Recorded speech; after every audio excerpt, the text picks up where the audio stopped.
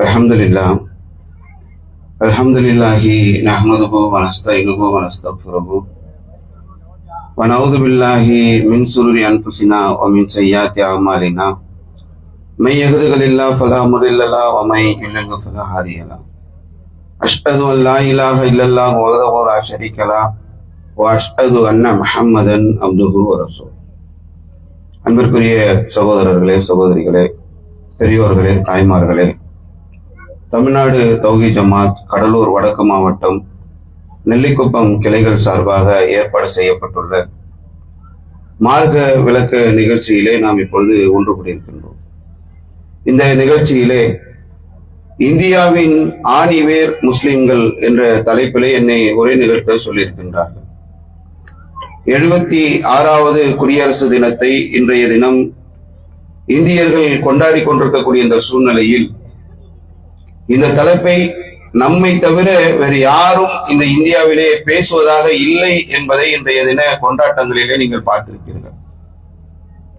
இந்த தேசம் என்பது வெள்ளையர்களிடம் அடிமைப்பட்டிருந்த ஒரு காலகட்டத்தில் இந்த தேசத்தை மீட்டெடுப்பதற்காக பெருமளவு தியாகம் செய்த இஸ்லாமியர்களுடைய ஒட்டுமொத்த தியாகத்தையும் குழி தோண்டி புதைக்கக்கூடிய ஒரு வேலையை நம்மை ஆட்சி செய்யக்கூடிய ஆட்சியாளர்கள் தொடர்ச்சியாக செய்து கொண்டே இருக்கிறார்கள். இதை நாமும் பேசவில்லை என்று சொன்னால், நாமும் இதை நினைவுபடுத்தவில்லை என்று சொன்னால், இது முழுவதுமாக மறக்கடிக்கப்பட்டு போகக்கூடிய ஒரு நிலை ஏற்பட்டுவிடும்.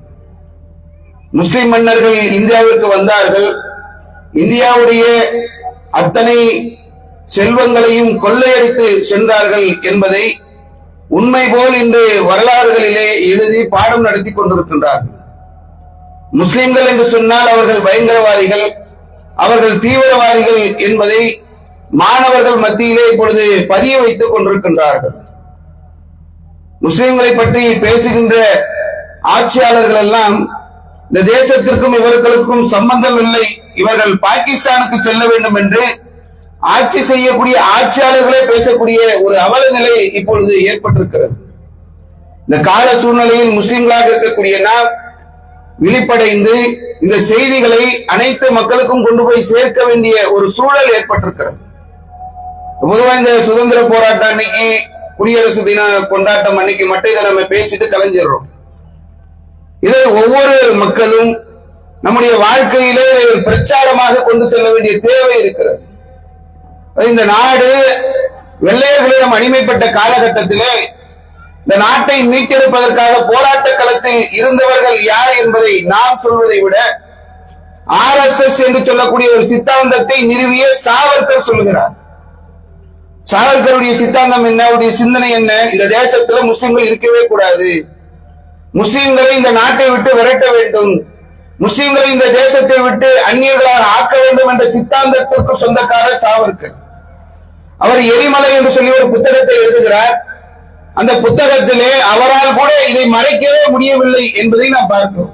இதையெல்லாம் நீங்க எடுத்து மக்கள் கிட்ட சொல்லுங்க. சாவர்கர் எழுதி வைத்திருக்கிறார்.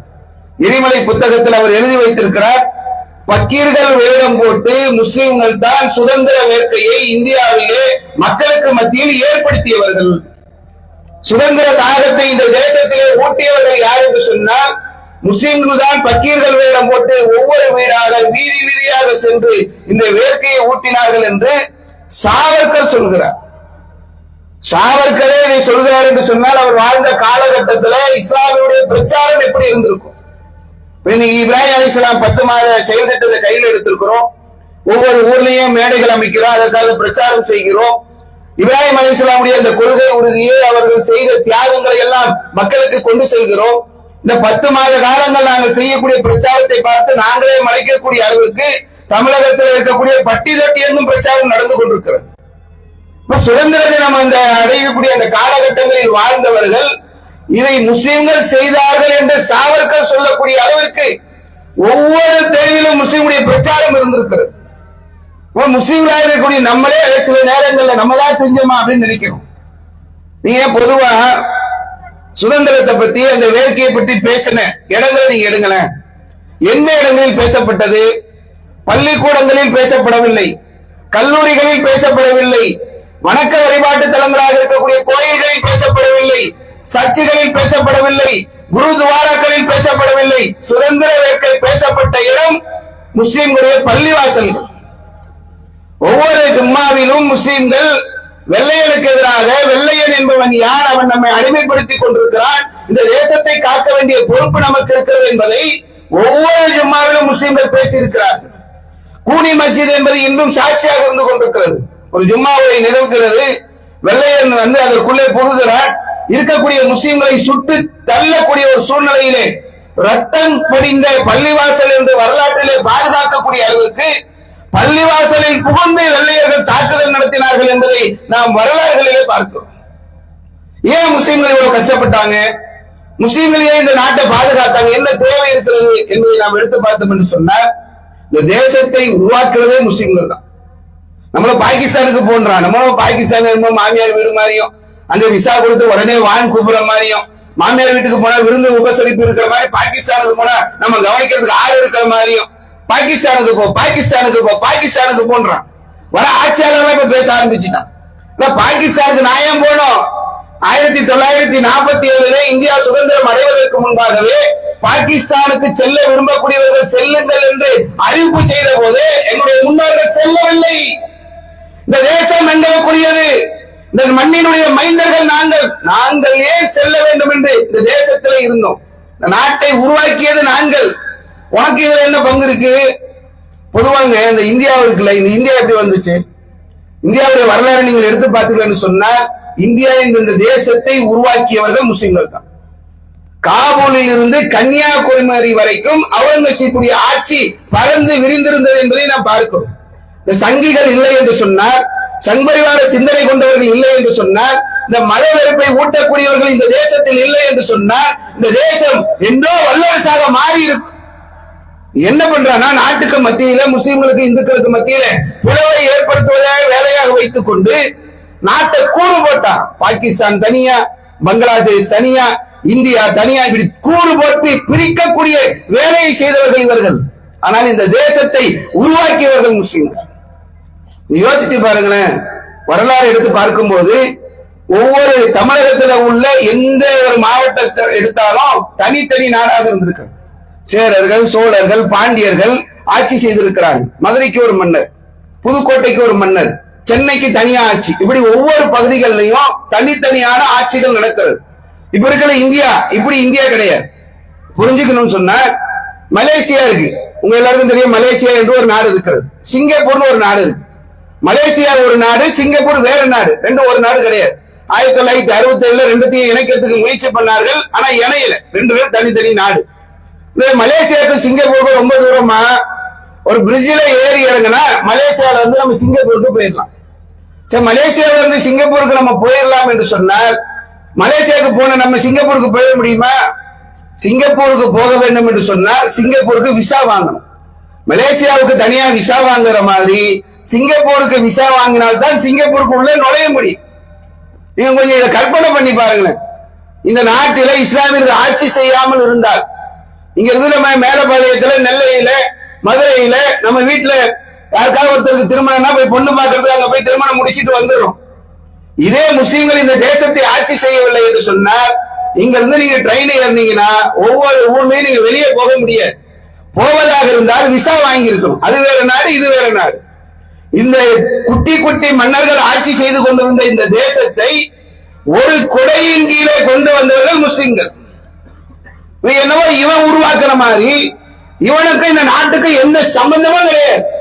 இந்த தேசத்துடைய விடுதலைக்காக பாடுபட்ட பட்டியலிலே சங்பரிவார சிந்தனை கொண்டவர்கள் ஒருவர் கூட கிடையாது. வாஜ்பாய் போராட்டம் நடக்கும் போது கைது பண்ணி உள்ள கொண்டு போயிட்டாங்க. முன்னாடி பிரதமராக இருந்தவர், பாஜகவில் முக்கிய தலைவராக இருந்தவர், இவரை கைது பண்ணிட்டாங்க. சுதந்திர போராட்ட நேரத்துல கைது பண்ணி உள்ள கொண்டு போயிட்டாங்க. இவர் என்ன தெரியுமா பண்ணிருக்காரு? நான் எங்க சுதந்திர போராட்டத்துக்கு வந்தேன், வேடிக்கை பார்க்க வந்தேன், என்ன நீங்க குண்டு கட்டா தூக்கின்னு வந்துட்டீங்க, எனக்கும் இந்த சுதந்திர போராட்டத்துக்கு எந்த சம்பந்தமும் இல்லை என்று கடிதம் எழுதி கொடுத்து விட்டு வந்தவர் வாஜ்பாய். இவர்கள் தலைவராக ஏற்றிருக்கக்கூடிய சாவர்கரை அந்தமான் சிறையில அடைத்து வைத்திருக்கிறார்கள். அவர் சுதந்திரத்திற்காக பாடுபட்டவர் என்பதற்காக அவரை கொண்டு போய் அங்க வைத்திருக்கிறார்கள். சிறையில் இருக்கின்ற போது பல முறை ஆங்கிலேய அரசுக்கு கடிதம் எழுதி நான் இனிமேல் எதிலும் ஈடுபட மாட்டேன், உங்களுக்கு எதிராக செயல்பட மாட்டேன், உங்களுக்கு நான் சேவகம் செய்ய காத்திருக்கிறேன், உங்களுக்கு உறுதுணையாக இருப்பேன் என்று கடிதம் எழுதி கொடுத்து விட்டு வந்து ஆங்கிலேயர்களிடம் சம்பளம் வாங்கியவர் சாவர்கர். இவங்க இன்னைக்கு நம்மளை வெளியே போறான்றான். யார் வெளியே போறோம்? என் முன்னோர்கள் பட்ட கஷ்டம் தெரியுமா? என் முன்னோர்கள் பட்ட துன்பம் தெரியுமா? இந்த நாட்டிற்காக, இந்த தேசத்திற்காக என்னுடைய முன்னோர்கள் சிந்திய ரத்தத்துடைய அளவு தெரியுமா? வரலாறு எடுத்து படிக்கும் போது நமக்கே பெரிய ஆச்சரியமா இருக்குங்க. எடுத்து பார்க்கின்ற போது என்னைக்காவது பாட புத்தகத்துல மறந்தாவது இது நமக்கு சொல்லி தரப்படுமா என்று நாம் யோசித்தோம் என்று சொன்னால் ரொம்ப ஒரு பெரிய ஒரு கை சேதம் தான். இந்திய வரலாற்றுல அவ்வளவு விஷயங்களையும் இன்று மறைத்திருக்கிறார். இந்த தேசத்துலங்க முகமது பின் துக்ளக்னு ஒருத்தர் ஆட்சி செஞ்சார்.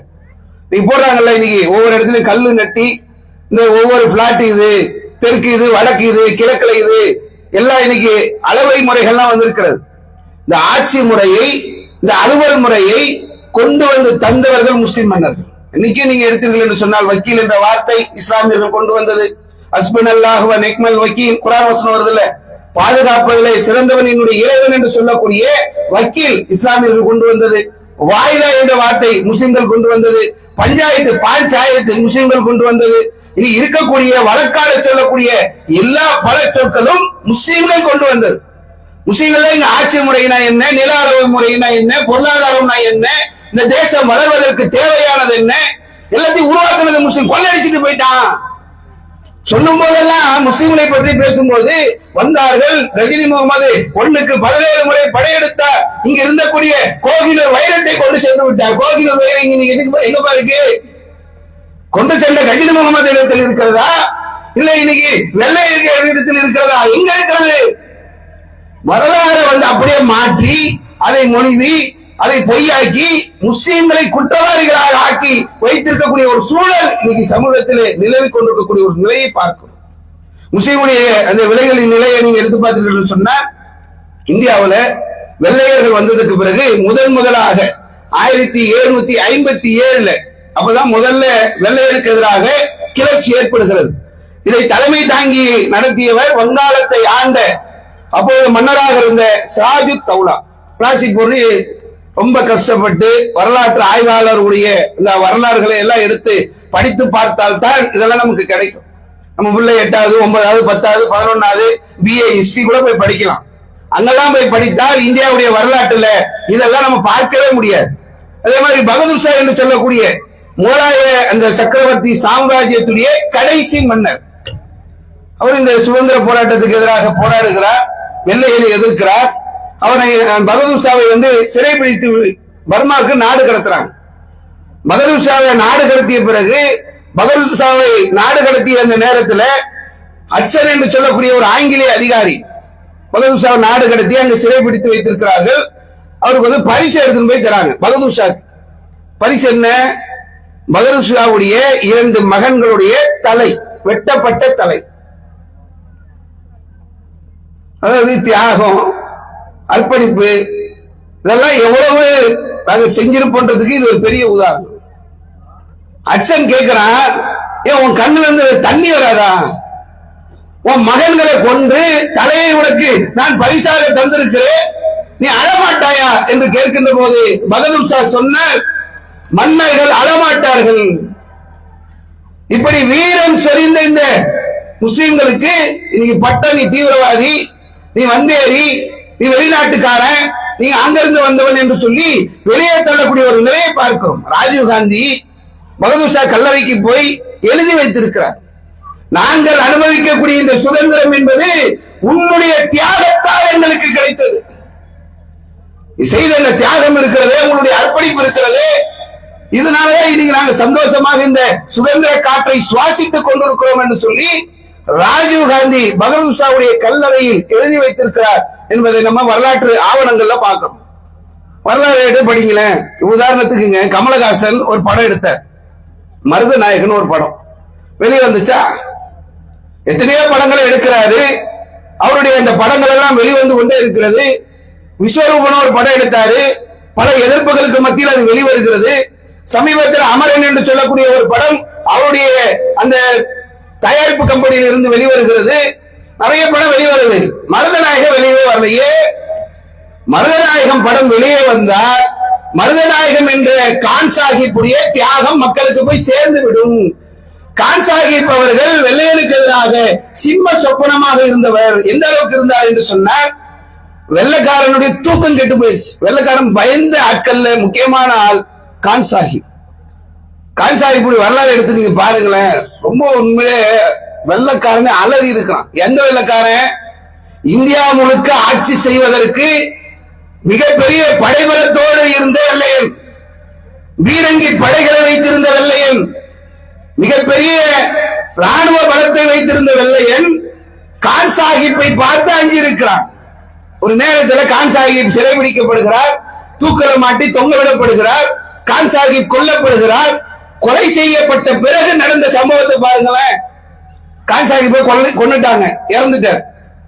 வெள்ளையனுக்கு எந்த அளவுக்கு அதுல அச்சம் இருந்திருக்குன்னா, தலையை வெட்டி அதை ஒரு ஊருக்கு அனுப்புறான், கையை வெட்டி அதை ஒரு ஊருக்கு அனுப்புறான், இன்னொரு கை இன்னொரு ஊருக்கு போகுது, அவருடைய உடல் இன்னொரு ஊருக்கு போகுது, ஒரு கால் ஒரு ஊருக்கு போகிறது. இப்படி ஒவ்வொரு ஊருக்கும் ஒவ்வொரு பொருளை அனுப்பி, இப்போ நம்ம சமுதாய மக்கள் எதை பேசணுமோ அதை விட்டுட்டு இப்ப முன்னாடி பேசினாங்களே, மருதநாயகம் என்று சொல்லக்கூடிய கான் சாஹிப்க்கு தர்கா எழுப்பி வைத்து ஒரு பொருள், அவருடைய உடல் உழைப்பு எந்த இடத்தில் புதைக்கப்பட்டதோ அதை இன்னைக்கு தர்காவாக ஆக்கி வைத்திருக்கிறார்.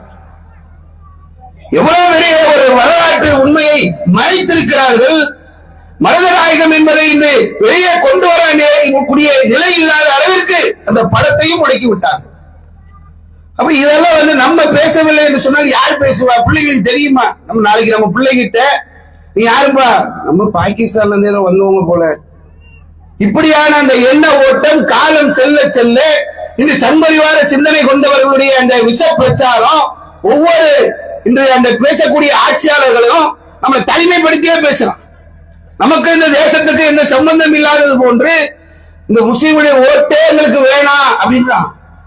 பிரதமர் பேசுறாருங்க, நாட்டினுடைய 108 கோடி 138 கோடி மக்களுடைய பிரதிநிதியாக இருக்கக்கூடிய இந்திய தேசத்துடைய மத சார்பற்ற தேசத்துடைய பிரதமர் சொல்கிறார், இந்துக்களுடைய தாலிகளை பிடுங்கி முஸ்லிம்களுக்கு காங்கிரஸ் கொடுக்கிறது, முஸ்லிம்களை வாழ வைப்பதற்காக அவர்கள் முயற்சி செய்ய. இந்த காங்கிரஸ்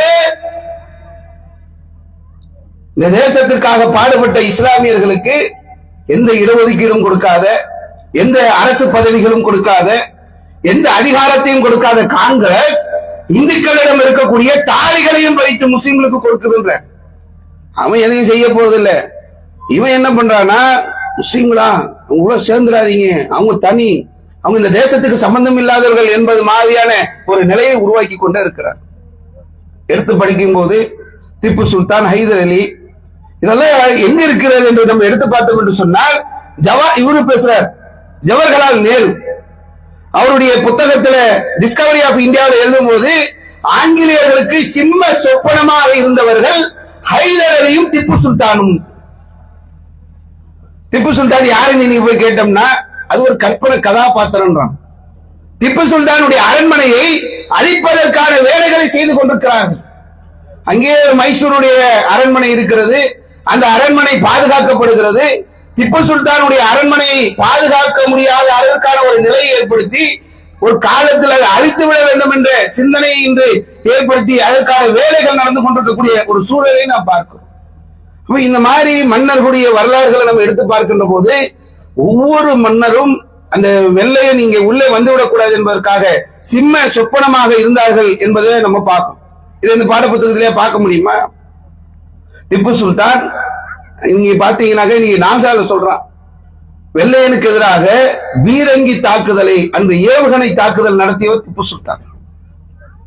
ஒரு மிகப்பெரிய ஒரு கண்டுபிடிப்பாளராக இருந்து, மிகப்பெரிய ஒரு வீரராக இருந்து, தன்னுடைய அந்த பருவத்திலே அவர் இளமை பருவத்திலே ஆட்சியாளராக பொறுப்பேற்று இளமை பருவத்திலிருந்து வெள்ளையனை கடுமையாக எதிர்த்து தன்னுடைய மரண தருவாய் வரைக்கும் போராடி கொண்டே இருந்தவர் திப்பு சுல்தான். அவர் மரணிக்கிற நேரத்திலே வெள்ளையன் குறுக்கு வழியிலே உள்ளே புகுந்து அங்கு இருந்த ஒரு குறுக்கு புத்தியாளனை பிடித்து திப்பு சுல்தான் வாக்கிங் போகக்கூடிய அந்த நேரத்தில், நடைபயிற்சி மேற்கொள்ளக்கூடிய அந்த நேரத்தில் அவருக்கு தெரியாமல் உள்ளே புகுந்து தாக்குதல் நடத்தி கிட்டத்தட்ட ஒரு 17 பேரை சாய்த்து விட்டு சாய்ந்தவன் திப்பு சுல்தான். எவ்வளவு பெரிய வீரம், எவ்வளவு பெரிய தியாகத்தை, ஒரு அர்ப்பணிப்பை கற்பனை கரன்றாங்க இன்னைக்கு திப்பு சுல்தானுடைய வரலாறு. இந்தியாவுடைய தூர்தர்ஷன் டிவி திப்பு சுல்தானுடைய கதையை ஒளிபரப்புகிறார். இது ஒரு கற்பனை கதை. நீங்க போய் பாருங்க, திப்பு சுல்தானுடைய அவர் அந்த இடத்துல அவர் வாக்கிங் போகும்போது வெட்டி சாய்த்த இடத்தை இன்னைக்கு நினைவா வச்சிருக்காங்க. இன்னைக்கு இருக்கு, நம்ம பிள்ளைகள் காலத்துல இருக்குமான்னு தெரியல. கர்நாடகாவில உள்ள புகுந்திருக்கக்கூடிய பாசிச சிந்தனையாளர்கள் என்ன செய்வான்னு தெரியல. கேரளாவில பாடுபட்டு கொண்டிருந்த மாப்பிள்ளாக்களை அவங்க வரலாறு அப்படியே நீங்க மாத்திட்டான். நீங்க போய் ஹிஸ்டரியில எடுத்து படிச்சு பாருங்களேன், மாப்பிள்ளாக்களுடைய வரலாறு இருக்கிறது இனக்கலவரம் செய்தவர்கள் என்று எழுதி வச்சிருக்கான். வெள்ளையர்களுக்கு எதிராக கேரளாவில் உள்ள மாப்பிள்ளா முஸ்லிம்கள் செய்த அந்த போராட்டத்தை இனக்கலவரம் என்று மாற்றி எழுதக்கூடிய ஒரு நிலை இருக்கிறது. வரலாற்று பாட புத்தகங்கள்ல முஸ்லிமுடைய வரலாறு முழுமையாக மறக்கடிக்கப்படக்கூடிய ஒரு நிலையை தொடர்ச்சியாக ஏற்படுத்தி கொண்டு இருக்கிறாங்க. வீரபாண்டி கட்டபொம்மனை பேசுறாங்க, எட்டப்பனை பேசுறாங்க. எலிக்காக போராடிய பாலகங்காதர திலகரை இன்னைக்கு போராட்ட வீரராக ஆக்கிவிட்டார்கள். ஆனால் போராடிய மாப்பிள்ளாக்கள் இன்னைக்கு இனக்கலவரத்திற்காக கொல்லப்பட்டவர்கள் என்று வரலாறு மாறுகிறது. சனாதனத்திற்காக ஆட்சித்துறையை கொன்ற வாஞ்சிநாதன் என்று சுதந்திர போராட்ட தியாகியாக மாறி இருக்கிறார். சுதந்திர போராட்டத்திற்காக தங்களுடைய இன்னுயிரை ஈர்த்த மாப்பிள்ளாக்கள் எப்படிப்பட்ட இன்னுயிர் தெரியுமா? வெள்ளக்கார கூட்ஸ் வண்டியில ஏத்துறாங்க. எல்லாரையும் அங்க யாரெல்லாம் போராட்டத்தில் ஈடுபட்டாங்களோ எல்லாரையும் கூட்ஸ் வண்டியில ஏத்திட்டான். எந்த அளவுக்கு ஏத்தி இருக்கிறார்கள் என்று சொன்னால், உள்ள விடக்கூடிய மூச்சு வெளியே போக முடியாது. போட்டு ஒரு 20 கண்டெய்னர்ல ஒரு 100 பேர் அடைச்சா எப்படி இருக்கும்? சாப்பிட முடியாம, மலஜலம் கழிக்க முடியாம, மூச்சு விட முடியாம, ரொம்ப ஒரு கடுமையான ஒரு கொடுமையை மாப்பிள்ளாக்கள் அனுபவித்து ஒரு இடத்துல இருந்து இன்னொரு இடத்துக்கு ட்ரெயின் வருது. அந்த கூட்ஸ் வண்டியுடைய கதவுகளை திறக்கின்ற போது உள்ளே இருந்த மாப்பிள்ளாக்கள் சடலங்களாக கீழே சென்றார்கள். இறந்து போன பிணங்களாக கீழே வந்தார்கள். இந்த வரலாறை, இந்த அர்ப்பணிப்பை, இந்த தியாகத்தை இனக்கலவரமா? வெள்ளையர்களுக்கும் முஸ்லிம்களுக்கு என்ன இனக்கலவரம்? மாப்பிள்ளாக்களுக்கும் வெள்ளையர்களுக்கு என்ன இனக்கலவரம் நடந்தது? வரலாறு இன்று அப்படியே மாற்றப்படக்கூடிய ஒரு சூழ்நிலையை பார்க்கிறோம். இன்னைக்கு வாஜ்பாய், சாவர்கர் வகைராக்கள் எல்லாம் இந்த தேசத்துடைய பக்தர்களாக, மற்றவர்கள் எல்லாம் ஆன்டி இந்தியன். நம்மளா தேச விரோதிகளா? நம்மளா தேசத்திற்கு எதிரானவர்களா? அவர்கள் எல்லாம் தேச பற்றாளர்கள் என்று இந்த தங்களை காட்டிக்கொண்டு உலா வரக்கூடிய ஒரு சூழலை பார்க்கிறோம். புரிஞ்சுக்கிறதுக்கு சொல்றேன். இந்த சுதந்திர போராட்டம் எல்லாம் நடந்துச்சுங்க. முஸ்லீம்கள் இல்லை என்று சொன்னால் இந்திய சுதந்திரம் இல்லை. நீ தைரியமா பேசலாம். நம்ம நெஞ்சை நிமித்தி கொண்டு காலரை தூக்கிட்டு சொல்லலாம், முஸ்லீம்கள் இல்லை என்று சொன்னால் இந்தியாவுக்கு சுதந்திரமே கிடைத்திருக்காது. சும்மா சொல்லல, வரலாற்று உண்மைகளோடு சொல்றேன். அட்லி பிரதமராக இருக்கின்ற போது இங்கே கிரிப்ஸ் குழுவை அனுப்புகின்றார். அப்ப இந்திய உலகம் ஃபுல்லா 2வது உலக போர் நடக்குது. அந்த நேரத்தில் அட்லி என்ன பண்றாருனாக்கா, இங்கிலாந்துடைய பிரதமர் இந்தியாவுக்கு சுதந்திரம் கொடுக்கிறதுக்கான ஒரு பேச்சுவார்த்தைக்கு ஆட்களை அனுப்புகிறார். கிரிப்ஸ் குழு இந்தியாவுக்கு வராங்க. இந்தியாவில் இந்தியர்களுக்கு சுதந்திரம் கொடுக்க வேண்டும் என்ற பேச்சுவார்த்தை நடக்கின்றது. இந்த பேச்சுவார்த்தை பங்கெடுத்தவர்கள் யார் தெரியுமா? சாவர்கர் வகைராவா, வாஜ்பாய் வகைராவா, மோடி வகைராவா, அமித்ஷா வகைராவா, சங்கிகளா, செம்பரிவார சிந்தனை கொண்டவர்களா, ஒரு தலைவராக இருந்தார்களா? இது இல்லாம எத்தனையோ மதங்கள் உள்ள, எத்தனையோ மொழி தலைவர்கள் உள்ள தேசம் தான் இந்தியா. 3 பேர் கிரிப்ஸ் குழுவிலே போய் பேச்சுவார்த்தை நடத்தினார்கள். காங்கிரஸ்ல இருந்து ஒருத்தர், முஸ்லீம் லீக்ல இருந்து ஒருத்தர், 542 சமஸ்தானங்கள் சார்பாக ஒருவர், 3 பேர் போனார்கள். 3 பேர் யாரு? காங்கிரஸ் உடைய பொதுச் செயலாளராக இருந்த அபுல் கலாம் ஆசாத். கிரிப்ஸ் குழு பேச்சுவார்த்தை நடத்துறாங்க, இந்தியாவுக்கு சுதந்திரம் தரணும்னு போய் பேச்சுவார்த்தைகள் கலந்து கொண்டது அன்று காங்கிரஸ் உடைய பொதுச் செயலாளராக இருந்த அபுல் கலாம் ஆசாத். முஸ்லீம் லீக் உடைய தலைவராக இருந்த, இன்னைக்கு பாகிஸ்தானுடைய தந்தை என்று சொல்லக்கூடிய முகமது அலி ஜின்னா, இந்தியாவுடைய இந்த சுதந்திரத்திற்காக நீங்க எல்லாம் ஒட்டுமொத்த இந்தியா தானே, இவர்கள் கலவரம் செய்துதானே நாட்டை பிரித்தார்கள்.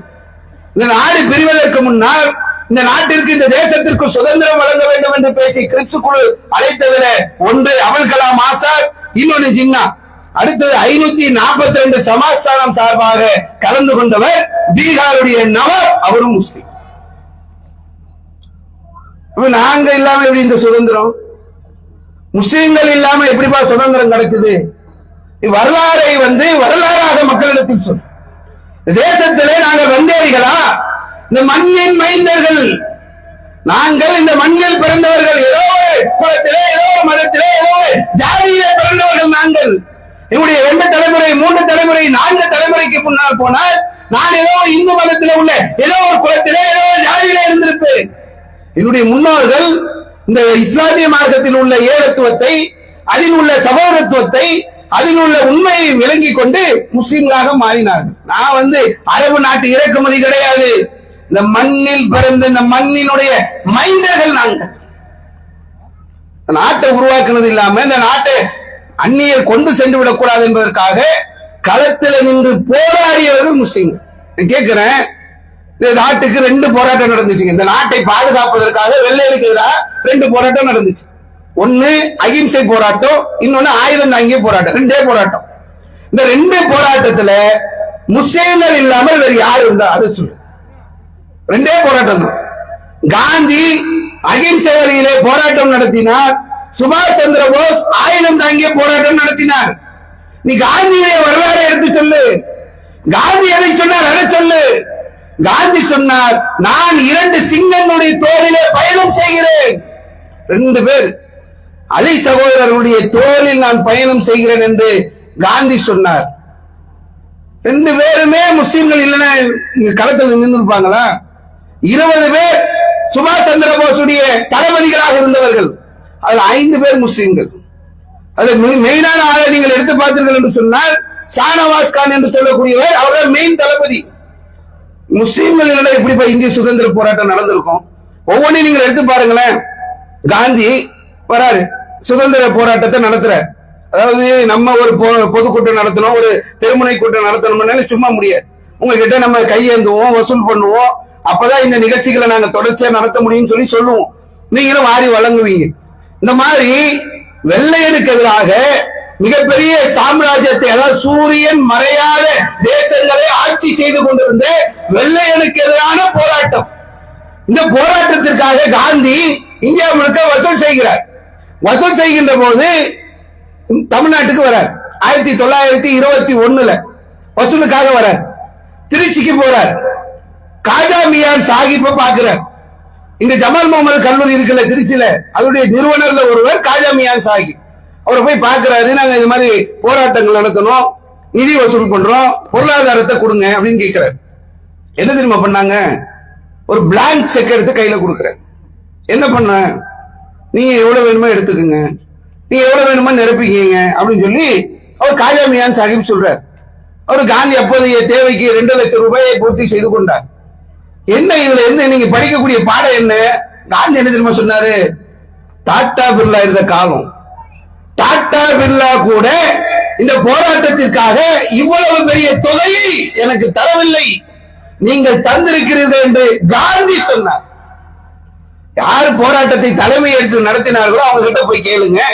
முஸ்லிம்கள் இல்லைன்னா இந்த போராட்டம் நடந்திருக்குமான்னு கேளுங்க. வந்தார், வசூலுக்கு வந்தார். காந்தி சென்னைக்கு வந்தார். திருவல்லிக்கேணியில மீட்டிங் நடத்தினார். திருவல்லிக்கேணியில மீட்டிங் நடத்தின காந்தி, திருவல்லிக்கேணி பகுதி யாருக்குரியதுன்னு தெரியும். ஏன் மயிலாப்பூருக்கு போனாரா? ஆழ்வார்பேட்டைக்கு போனாரா?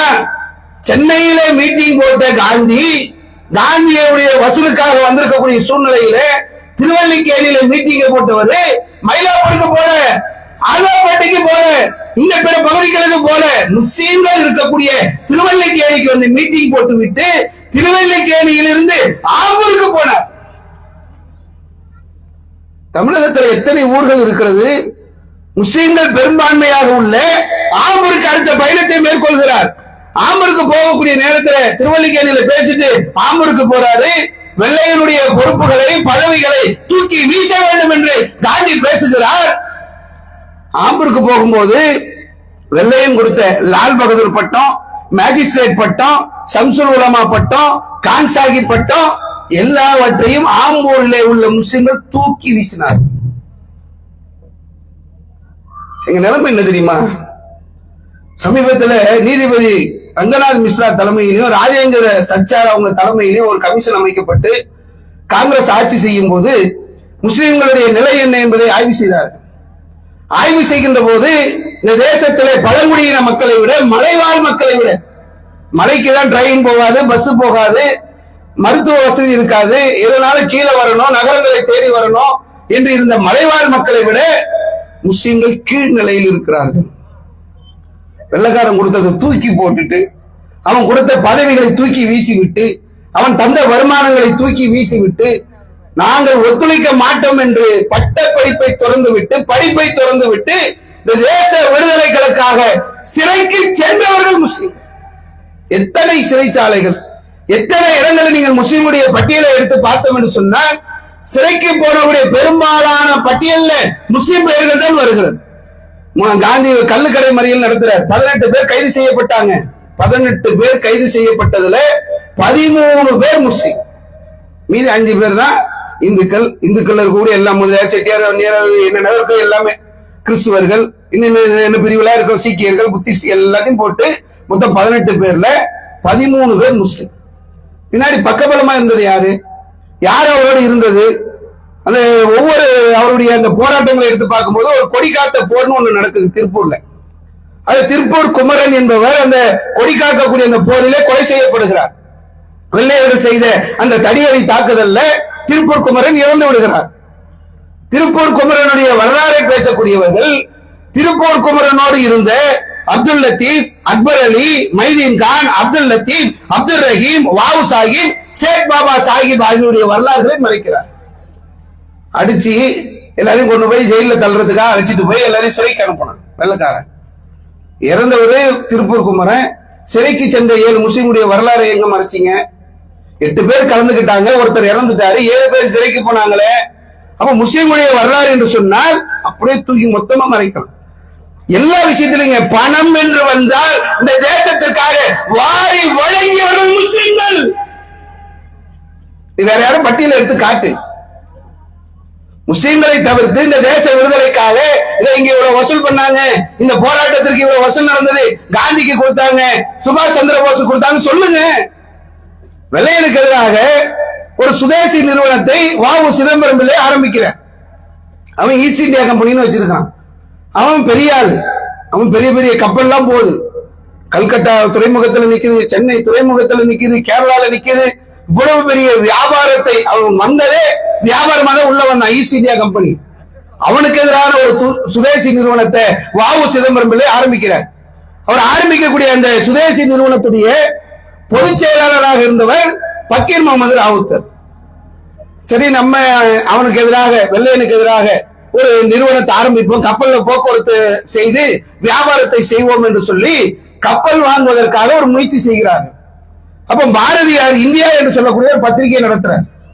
அதுல அறிவிப்பு செய்யறாரு, இந்த மாதிரி வெள்ளையனுக்கு எதிராக நம்ம ஒரு கப்பல் வாங்க வேண்டிய தேவை இருக்கிறது, எல்லாரும் நீங்கள் உங்களுடைய பங்களிப்பை செய்யுங்கள் என்று சொல்லி அறிவிப்பு செய்யும் போது பட்டியலே வந்திருக்கு யார் யார் எவ்வளவு எவ்வளவு கொடுத்தாங்கன்னு சொல்லி.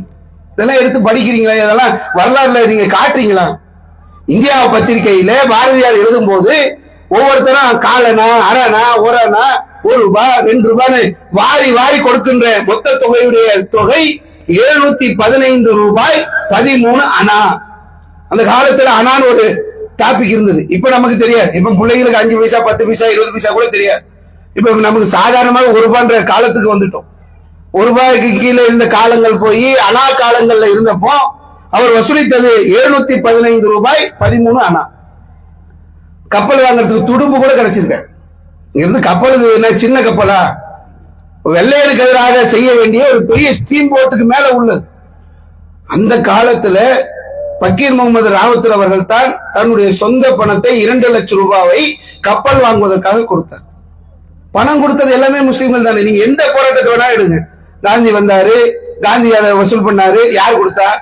நீங்க வரலாறு எப்படி எழுதி வைக்கிறீங்க? வஉசி செக்கிழுத்தார் வரலாறுலங்க. வாவு சிதம்பரம் பிள்ளையை பத்தி தெரியுமா? எல்லா பிள்ளைகளுக்கும் தெரியும்.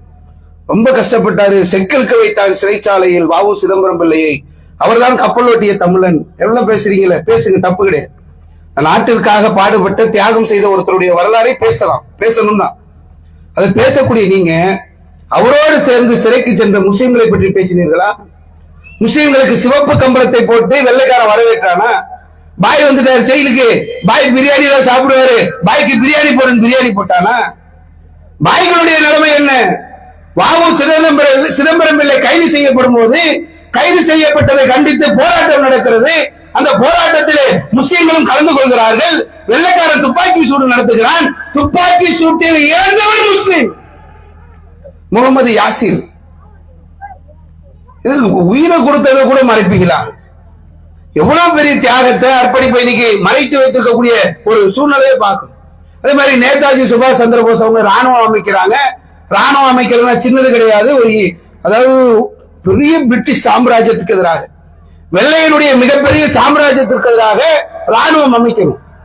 எவ்வளவு பெரிய தொகை வேணும் பாருங்க. ஒரு தேசத்தை எதிர்க்கக்கூடிய, தேசத்தை ஆட்சி செய்யக்கூடிய மிகப்பெரிய ஆட்சியாளர்களாக இருந்தவர்கள், அவர்களுக்கு எதிராக ராணுவம் அமைக்க வேண்டும் என்று பல இடங்களுக்கு நேதாஜி போனார். அமீர் அம்சான் ஒருத்தர் நம்ம சென்னையில 7 கிணறு என்ற பகுதியில சமீபத்தில் தான் இறந்து போனாங்க.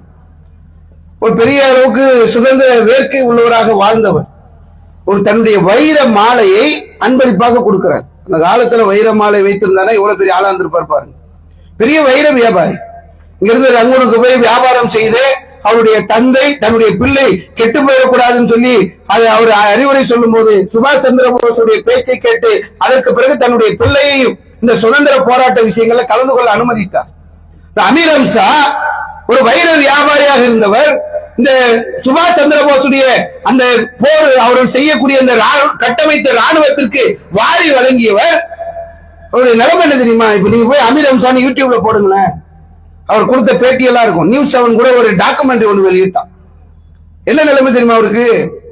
தன்னுடைய பேர குழந்தைகளை படிக்க வைப்பதற்கு பொருளாதாரம் இல்லாமல் ஏழ்மை நிலையில் மரணித்தார்.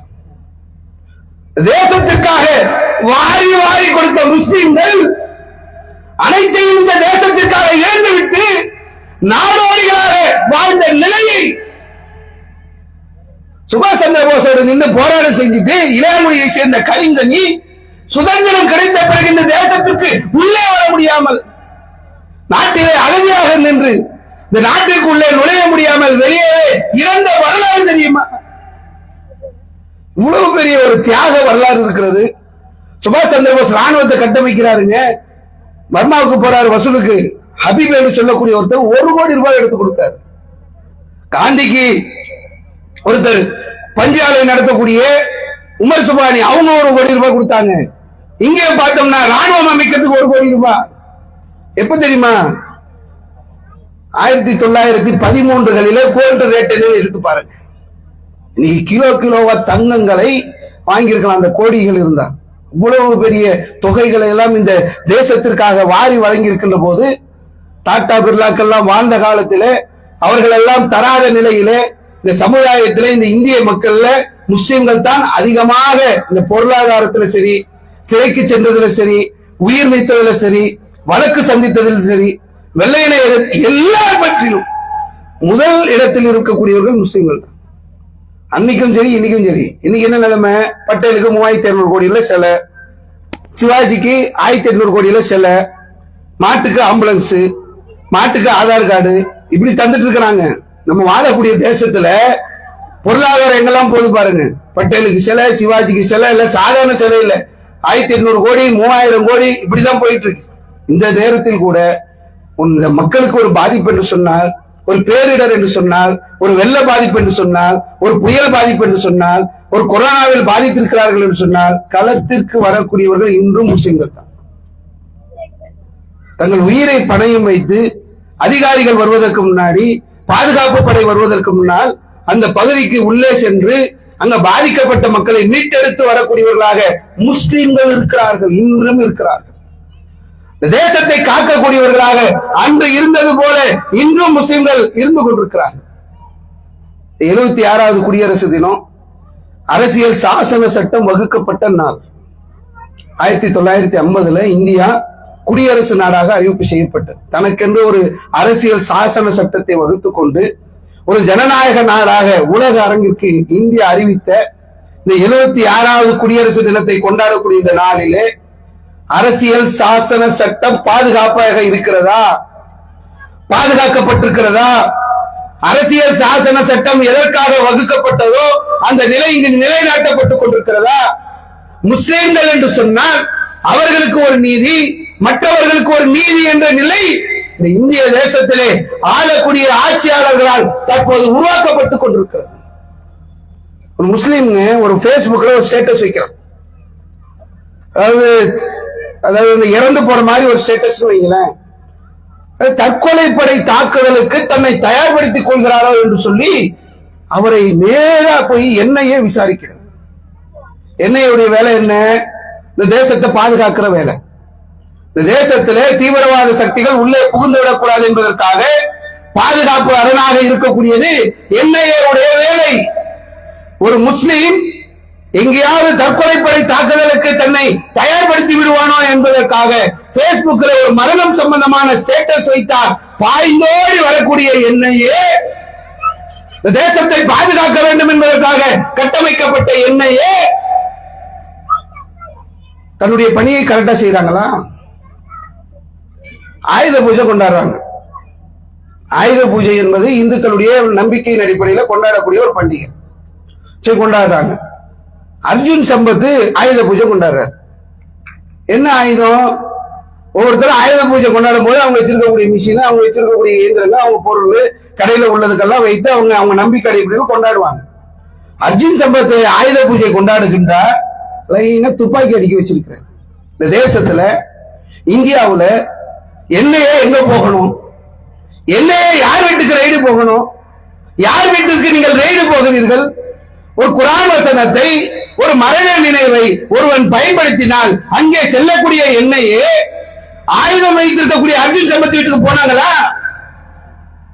போல. நீங்க மத ஊர்வலம் நடக்குதுங்க, நீங்க கூகுள்ல பண்ணி ஏதோ நான் மறைவா எங்கேயோ ஒளிஞ்சு நடந்த விஷயத்தை எல்லாம் பேசல, வெளிப்படையாகவே பகிரங்கமாகவே நடக்கக்கூடியதான் பேசுறேன். RSS போட்டு பாருங்களேன். சின்ன பிள்ளைங்க கையில கத்தியோட நிக்கிறான், சின்ன பிள்ளைங்க கையில துப்பாக்கி இருக்கு. துர்கா வாகினின்னு போட்டு தேடு பாருங்களேன். ஏதோ மறைச்சு நடக்கிற விஷயம் இல்ல, யாருக்கு தெரியாத செய்தி இல்ல. துர்கா வாகினி என்று நீங்கள் போட்டீர்கள் என்று சொன்னால் துப்பாக்கி ஏந்தக்கூடிய பெண்கள் இருக்கிறார்கள். இது ராணுவ பயிற்சி அவங்களுக்கு. துர்கா வாகினி யாரு? இந்திய ராணுவத்தில் பயிற்சி பெறக்கூடியவர்களா? அவர்களை ராணுவத்தில் சேர்த்திருக்கிறீர்களா? அவர்களுக்கு இந்திய தேசிய ராணுவம், இந்திய ராணுவம் அவர்களுக்கு பயிற்சி தந்து கொண்டிருக்கிறதா?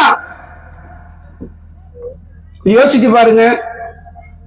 முஸ்லிம்களாக இருக்கக்கூடியவங்க ஏதாவது ஸ்டேட்டஸ் வச்சா வரீங்க, இப்படி துர்கா வாகினின்ற பேர்ல துப்பாக்கியை வைத்துக் கொண்டு கூடிக்கிட்ட போறது இல்லை. சமீபத்துல ஒரு RSS காரர் என்ன பண்றாருன்னா, ஒரு கோர்ட்ல போய் ஒரு அபிடேவிட் ஒண்ணு போடுறார். என்ன அபிடேவிட்? நான் 25 ஆண்டுகளாக RSS பணிபுரிந்திருக்கிறேன். என்னை குண்டு வைப்பதற்கு பயிற்சி அளிப்பதற்காக காஷ்மீர் அழைத்து சென்றார்கள். பல இடங்களிலே குண்டு வைப்பதற்கு எனக்கு பயிற்சி அளிக்கப்பட்டது. பல இடங்களில் குண்டு வைப்பதற்கு RSS தான் காரணம் என்று யஷ்வந்த் சிண்டே என்று சொல்லக்கூடிய RSS சார்ந்தவர் கோர்ட்டில் ஒரு அபிடேவிட் போடுறார். கேட்கிறது, என்னையே எந்த RSS வீட்டுக்குள்ள ரைடுக்கு போனீங்க? எந்த RSS தலைவர்கிட்ட ரைடு பண்ணீங்க? ஏதாவது ஒரு இடத்துல ரைடு நடத்துனீங்களா? இந்த தேசத்திலே தீவிரவாதம் வரவிடக்கூடாது, பயங்கரவாதம் வரக்கூடாது என்று சொன்னால் எங்க போய் நடக்கணும்? நடக்க வேண்டிய இடத்துக்கு போறதே இல்லை. சட்டம் என்பது முஸ்லிம்களை மட்டுமே குறிவைக்கக்கூடியதை பார்க்கிறோம். பில்கிஸ் பானி என்று சொல்லக்கூடிய ஒரு பெண்ணை கற்பழிக்கிறாங்க. அவர் கண்ணு முன்னாடி 3 வயது குழந்தைக்கு பாறையில் அடிக்கிறார்கள். அவர் கண் முன்னால், அந்த பெண்ணுடைய கண் முன்னால் அவருடைய குடும்பத்தால் கொலை செய்யப்படுகிறார்கள். அந்த பெண்ணுடைய கண் முன்னால் அவருடைய குடும்பத்து பெண்கள் மானபங்கம் செய்யப்படுகிறார்கள், கற்பழிக்கப்படுகிறார்கள், பெரிய கலவரம் நடத்துகிறார்கள். அதற்கு பிறகு படியேறி அந்த அம்மா பெரிய சட்ட போராட்டம் நடத்தி குற்றவாளிகளை சிறைச்சாலைக்கு அனுப்பினால் சிறைச்சாலையிலிருந்து வெளியே வராங்க.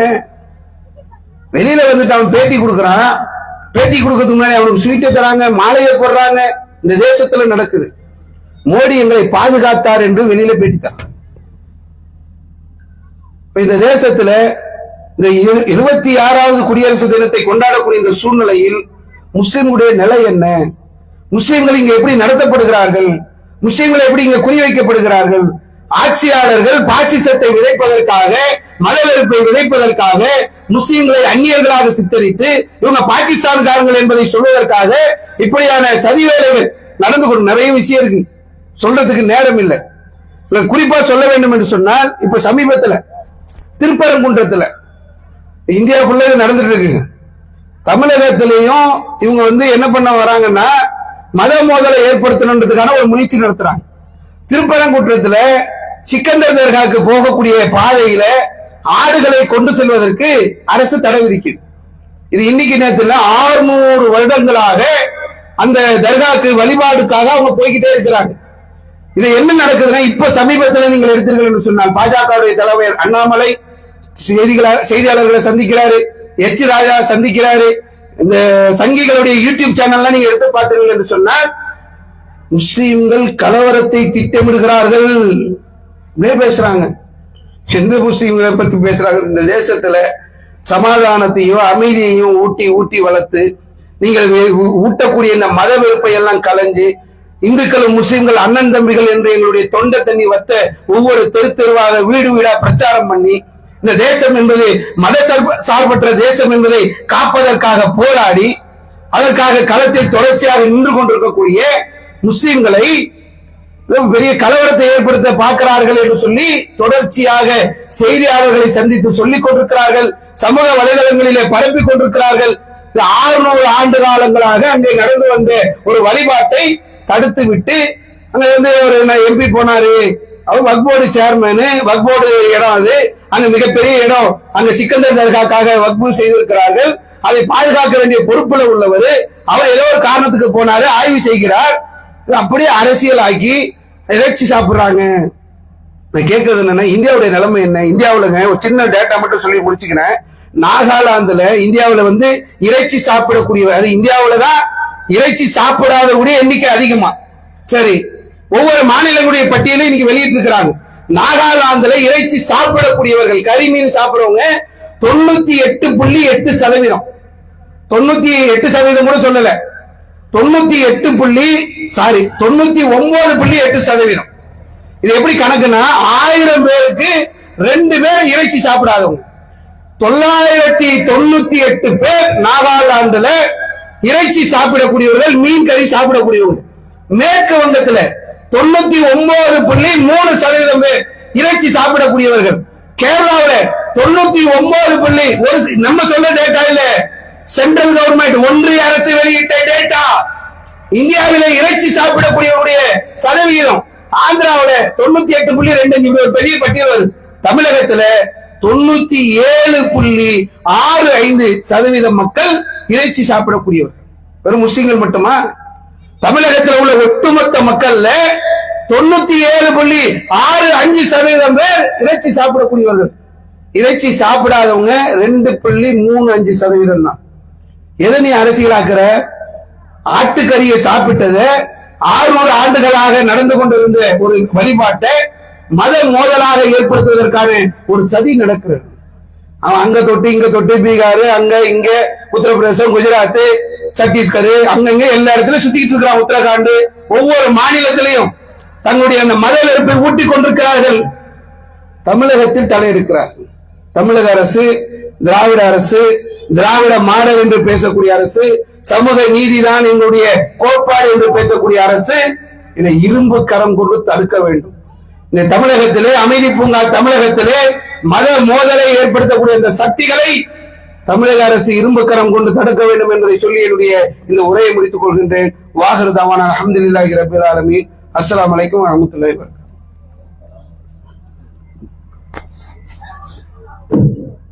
அல்ஹம்துலில்லாஹ். இந்த நிகழ்ச்சியின் இறுதி நிகழ்வாக நன்றி உரையை கிளை செயலாளர் எச் உமர் ஃபாரூக் அவர்கள் நிகழ்த்துவார்கள்.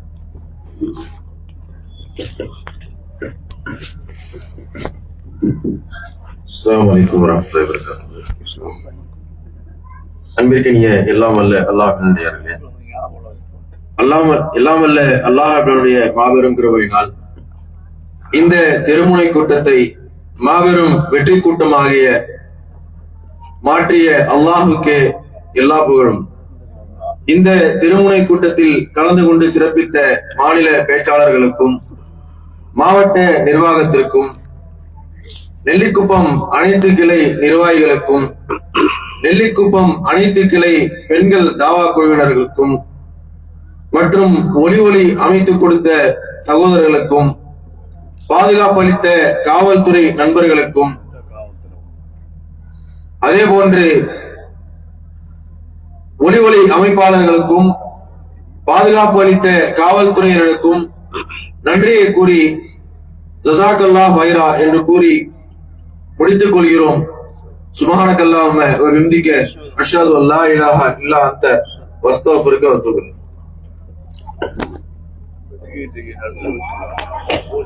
இந்த திருமுனை கூட்டத்தின் வாயிலாக வசூலிக்கப்பட்ட மொத்த தொகை ரூபாய் 5000.